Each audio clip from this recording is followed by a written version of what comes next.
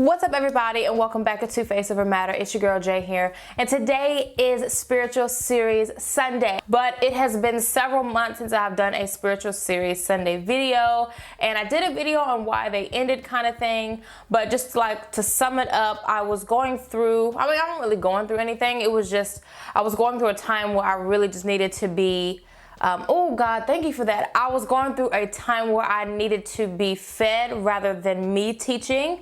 And I'm grateful for the season of me being able to teach and to reach people, but I had to get into a place where I needed to be on the other end and I needed to be fed. And I'm just grateful just to be coming out of that season because I just missed doing this right here. I really missed it, and I'm so glad to be back. And I just felt like I was just really like not living out my purpose because I was not doing my Spiritual Series videos. But I'm just grateful for the season. And of course, guys, we all go through different seasons that require different things, different kind of consecrations that keep us from doing certain things, and I just really needed to dig into the word and really get into really listen to the voice of God. So at the time I was listening to the voice of God, and I just needed to take a break from doing the Spiritual Series. But we're back and in full effect, like I said on my Instagram post. If you follow up with me on my social medias, Snapchat and Instagram are both at Face of a Matter. Follow up with me, guys. But as I said, Spiritual Series Sunday, I hope you all are doing very well this morning. I'm actually filming on a Friday. It's about 7:30, but I wanted to go ahead and make sure I got this video done and edited and perfected for you guys. I'm so excited just to be back, like I said, but I'm gonna stop rambling on. I decided to not make these videos super long, but just long enough for you to really get some for you guys to really get some good information that you can use in your everyday life, that you can use in your own personal life, and that you can use actually to spread the gospel of God and reach people yourself. So I'm here, I'm ready, I got my water, and I'm ready to rock and roll. So as I always say, if you are ready, go ahead and grab your notebooks, grab your pens, whatever if you like to take notes. Like I said, I am a journaler. I love journaling. I know my Bible video is very long overdue. You guys have been asking me to do a Bible video for, like, you know, how I journal and stuff like that. I'm working on it because I really want to do it in a nice, creative way. I don't want to just turn the camera on and cut on lights and just show you what I'm like. I really want to make it creative and fun. All right, so my message is coming out of 1 Kings around chapter 19, pretty much. We're going to be talking a little bit about Elijah. But as you can tell from my title, I kind of wanted to focus this around hearing the voice of God and knowing that it's Him and actually obeying what it is that He is saying. So there was a situation that was going on that we're not going to get into all that, but that pretty much caused Elijah to be a target. There were a lot of prophets that were killed, a lot of Jezebel's prophets that were killed. She was mad about it. This is Ahab's wife. He was the king of Israel. This is his wife. She's upset. She's mad. So she's like, you know what? I'm coming after him. I'm coming to kill him.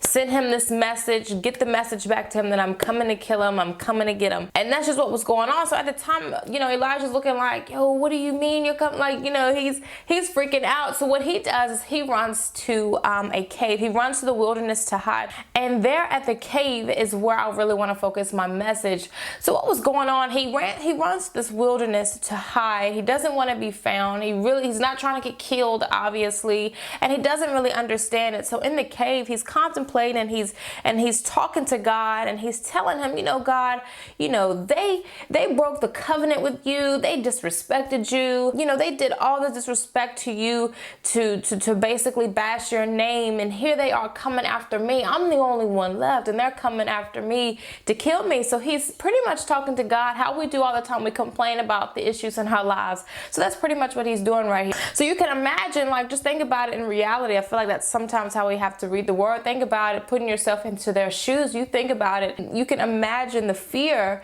that was instantly put on him. He runs this wilderness to hide. So there, God was already covering him. He sent an angel, and if you just read through it, it speaks about God sending an angel and sending him food and water to strengthen him. He got up, the angel spoke to him, he got up, he ate. By that time, he comes to the cave, and he's, like I said, he's complaining to God about what's going on. He's very direct. The Bible was very vivid as far as if you could really understand the conversation that him and God were having. And he's complaining to God about his situations, and God is literally saying, look, shh, go on the mountain before me. I'm coming by there. I'm coming. Go on the mountain and stand before me. And he says, right after that, he says, go forth and stand upon the mount. And that's what I was talking about, the mount. You're talking about a specific mount. And I feel like God was dealing with me about specifying where he was. So he said at verse 11, he says, go forth and stand upon the mount before the Lord, and behold, the Lord passed by. And then that's when it speaks about a great strong wind rent the mountains and break in pieces the rocks before the Lord. But the Lord was not in the wind. And after the wind, an earthquake, but the Lord was not in the earthquake. And after the earthquake, a fire, but the Lord was not in the fire. And after the fire, a small voice. A still small voice. Or another translation, they talk about it as a gentle whisper, I think. Something like that, like a gentle whisper. But I'm going to stick with the King James, a still small voice. And I was reading that, I was just kind of thinking, so you can imagine yourself sitting in a cave and the Lord is speaking to you saying, okay, come stand on the mountain. And all of a sudden, you up there. All of a sudden, strong winds coming, earthquake, ground shaking, fire blowing up beside, like you're looking like, what in the world? So you can imagine what Elijah, it really doesn't speak about how he reacted to it. And it says right after the fire, a still small voice. And what that was saying to me was, it was to show that we don't always need the hype. You know, sometimes we just seriously need to seek God in the quietness of our own hearts and the humbleness of our own hearts. I feel like sometimes we get so bottled up trying to seek God. Oh yeah, I'm gonna go to that church because they get down up in there. Because I've even caught myself doing that. Oh yeah. And I'm gonna tell y'all this. I'm gonna give you a testimony real quick and then I'm gonna wrap it up with the word. We were going to my church. We had to sing at this church. And when Courtney and I pulled up at the church, and he can testify to this with me, but we pulled up at the church and it was a very small church. I have got to admit, I had one of the most refreshing, God-filled nights at that small church. Like, I had one of the best experiences with God. And I feel like sometimes we miss God because we sometimes always look for him in the hype places. You go past these huge churches, but oh yeah, I know God up in there. Let's go to this church today. Let's get our best outfits on and go there and let's, you know, have church there because it's a huge church. But you still might experience God there, true enough. But sometimes, and that's what the example that I was trying to give you guys, sometimes we don't need to try to focus and confine God in this box that he's only in these uppity places, that he's always in these hyped up churches by name or hyped up churches by who goes there and what they do. God, you should not put God in a box. And I feel like a lot of the times we put him in a box. We always fit him in what's popular, trending. And I feel like a lot of times that's what we don't need to do, because what do trends do? Trends come and they go and they come back and then they go again, and you're looking at them sideways, then you're praising them, and then you're looking at them again sideways and you're throwing it away, and then you're picking it back up saying, why did I ever stop using? God is not a trend. God is a continuous thing. And I feel sometimes we try to put God in this box that he's only in these particular places. So let me refer back to the word. So from the word, it was saying that he's up on this mountain, and like I said, picture yourself up on a mountain. All of a sudden all of this stuff is going on, and yes, God is a very powerful spirit. Yes, he can make all of these things happen. Yes, he can speak through all of these powerful things. It's like all this, and it specifies in the word, he was not in the wind, he was not in the earthquake, he was not in the fire, but all of a sudden a small voice. And that right there tugged at me. I said, God, what is that? What do you mean? And I feel like a lot of the times, like I said before, we shouldn't put God in this box like he's going to be confined only in the hyped places, only in concerts, only in these high name churches, only in places that seem to be super busy, or, you know, and let's be honest, we do that sometimes. We do that sometimes. We see a church and be like, oh yes, you instantly pull up to this big huge church and a pile of cars outside. You're like, oh yeah, we about to get down up in here, da da da da. But then say for instance, you pull up to a church, probably maybe have a couple cars there. Choir doesn't have all this bass and all these instruments and stuff. You're kind of like, oh boy. You know what I'm saying? Like, I know I'm not alone on that. I ain't, you know, I can't really hear you now, but I'm just saying, I know I have someone who can agree with that. We do that sometimes, and we just believe that God is only in these certain places when he's not. And we gotta stop putting him in a box that he can only move in certain areas. God is everywhere. and experiencing God, you're not thinking about where you are. You're not thinking about what size the church is, what color it is, how many pews they got, how big the pulpit is, what kind of singers you're not thinking about that when you're with God. And I feel like that's where we really need to get back to. It's focusing literally just on Him, and stop getting so distracted and stop looking at everything that's on the outside and everything that's so hyped up. It's not important. He is. I think that's what God was truly showing Elijah on that mountain. God was truly trying to show him, look, I move by my spirit. I don't move by power. I don't move by might. In Zechariah 4:6, he says, I do not move by might or power, but I move by my spirit. We need to stop trying to put him in a box as if he can't move outside of it. God made us. Who are we to say where he can go and be at and roam and speak to and touch and whatever? Who are we to say that? He made us. And I've talked about this in older spiritual videos about how different ways that he communicates with me and how he communicates with me may be different with how he communicates with you. And, you know, and honestly, it's not even important of how he speaks to us.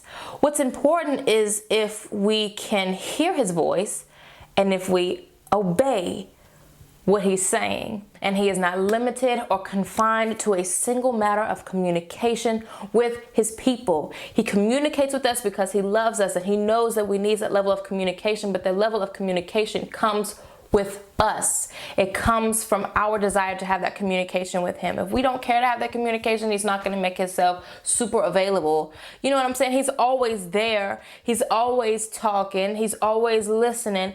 But it's about our hearts and where we actually stand with him, and if we actually want to hear him. So when we get into a place of really hearing his voice, recognizing that it's his voice, and obeying what he's saying, we'd be walking in our calling and we'd be all right, you know? God is truly showing him. And that's what I say, like, when you read the word, literally read it and be like, yo, what do you mean he got fire blowing and earthquake cracking, and it's just a lot going on. But a still small voice. And another thing I wanted to point out, the voice of God, saying a still small voice was also to show, or what I interpreted as between law and grace.